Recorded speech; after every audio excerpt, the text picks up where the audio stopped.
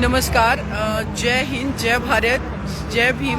माँ चीख चीख करके बता रही है कि ये जो है यहाँ पर जो मिनिस्टर एक्स रह चुके हैं समाजवादी पार्टी के, उनका बेटा है जो रिजोल, उसने किया है हमारी बिटिया का किडनैप। फिर भी इन लोगों ने नहीं गिरफ्तार किया।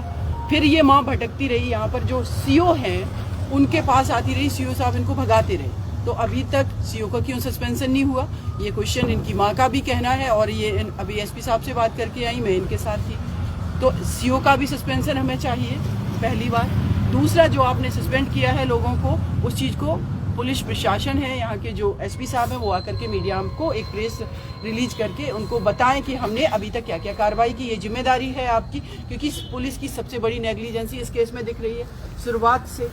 दूसरा, जिस दिन एफआईआर दर्ज हुई, आपको इमीडिएटली एक्शन लेना चाहिए था। जो SC ST एक्ट कहते हैं, अभी तक कंपनसेशन वो तो कह रहे हैं कि हाँ भेज दिया गया, लेकिन अभी तक परिवार को नहीं पता है कि कंपनसेशन आया कि नहीं। ये माँ गरीब परिवार है।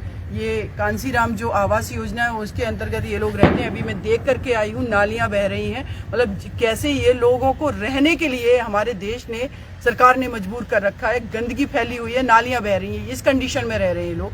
तो जो इनको कंपनसेशन दिया जाता अभी तक, कम से कम अगर ये SP आवास आ रही है, कोर्ट कचहरी जाना है, इनके पास पैसे तो होते अपने केस लड़ने के लिए, वो भी नहीं है। तीसरी जो इम्पोर्टेंट इन्होंने डिमांड की है वो ये है कि इनका परिवार का आरोप ये है कि हमारी बिटिया का जो पोस्टमार्टम हुआ है, उस रिपोर्ट ये कह रही है कि 46 दिन पहले बिटिया का मर्डर हुआ, दफनाया गया। और बिटिया को जबकि किडनैप किया गया है करीब 60 से ज़्यादा दिन हो गए। तो उतने दिन हमारी बिटिया कहाँ थी? क्या उसके साथ वो किस हालात में थी?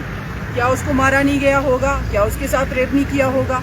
और माँ ने तो ये भी बताया है, जब मेरी बात हो रही थी SP साहब को भी बता के आई है कि बिटिया जब यहाँ पर काम करती थी तो इस व्यक्ति ने उसके साथ रेप भी किया, लेकिन इन्होंने शर्म की वजह से नहीं बताया कि हमारी कोई सुनवाई नहीं होगी। तो इसलिए अब ये भी एक नया नहीं कहेंगे। जो माँ शर्म की वजह से नहीं बता रही थी, वो सारी चीज़ें आ गई खुल करके। दूसरा, माँ का कहना है कि जब ये चीज़ नहीं आ रही है कि डेड बॉडी कब की है, बिटिया को मारा कब गया है, या अगर 40 दिन पहले भी मर्डर हुआ और उसको दफना दिया गया, तो अभी तक बॉडी डिकम्पोज कैसे नहीं हुई? मैम, ये किसने कहा कि 46 दिन पहले मर्डर हुआ? ये पोस्टमार्टम रिपोर्ट अबाउट अब वही तो फैक्ट की बात करेंगे। तो इसका मतलब ये है कि इतना इन्फ्लुएंसिव, इतना पावरफुल लोग हैं वो लोग कि जो पैनल बैठ रहा है पोस्टमार्टम करने वाला, उसको भी ये लोग इन्फ्लुएंस कर रहे हैं, अपने अकॉर्डिंगली रिपोर्ट बनवाने की कोशिश कर रहे हैं। तो परिवार की ये डिमांड है कि लखनऊ PGI से एक टीम आए और री इन्वेस्टिगेशन जो है पूरा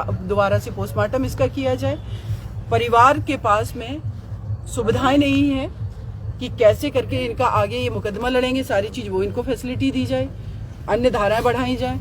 SP साहब से मेरी बात हुई है कि अभी तक जो भी FIR है परिवार के पास, उसमें किडनैपिंग तक की धाराएं लगी हुई हैं। जिस दिन बिटिया की 11 तारीख को डेड बॉडी मिली, आपने कौन कौन सी धाराएं लगाई? तो वो SP साहब ने मुझे बताया है कि हमने जो है धाराएं 302 बढ़ाई है, 34 बढ़ाई है, IPC 201 बढ़ाई है, ये सारी धाराएं उन्होंने बढ़ाई। सीमा जी, अब आगे कौन सा कदम उठाने जा रहे हैं, आने का मकसद बता दीजिए। और खबर आई हूँ, इनको मैं पूरा सपोर्ट करूंगी, लीगल इनकी हेल्प करूंगी, क्योंकि जितना मेरे हाथ में है, मैं एक एडवोकेट करके उसको दफना दिया, मर्डर करके इन लोगों को भी मैं हैंग कराऊंगी। यानी सीमा कुशवाहा ये उन्नाव का केस लड़ने जा रही हैं? बिल्कुल, मैं सपोर्ट करूंगी। यहाँ पर जो लोकल हमारे काउंसिल होंगे, क्योंकि उत्तर प्रदेश में जो प्रोविजन है कि विदाउट लोकल काउंसिल हम खड़े नहीं हो सकते, मैं दिल्ली में वकालत करती हूँ, मैं इस केस को हैंडल करूंगी। मैंने एक बड़ा आरोप लगाया कि माँ के संग भी अभद्रता करी थी। परिवार का भी अभी ये बात करके आई है SP साहब से कि आप अगर ये बोल रहे हैं कि गलती हम लोगों से हो गई, ये गलती नहीं है। आप ड्यूटी पर थे, ड्यूटी पर नेग्लिजेंसी हुई है, ये एक क्राइम है। आप सस्पेंड कीजिए अपने ऑफिसर्स को जिन्होंने ये क्राइम किया है। अगर वो ऑफिसर्स आपके ऑफिस में रहेंगे तो कैसे हम ये मान के चलें कि हमारा इन्वेस्टिगेशन फ्री एंड फेयर होगा? ये तो नहीं मान सकते, वो दबाव में हो सकते हैं। इसलिए, और मैं पूरी तरीके से इस परिवार के साथ हूँ। मेरी लीगल टीम भी यहाँ पर है, कुछ वकील हैं और भी अदर केसेस हैं यहाँ से ट्रांसफ़र होकर के जो दिल्ली गए, उनको भी मैं देख रही हूँ। तो बस, और आप मीडिया बंधुओं से मेरी ये दरख्वास्त है, प्रार्थना है हाथ जोड़ करके, आप लोग ही ऐसे परिवारों की ताकत है।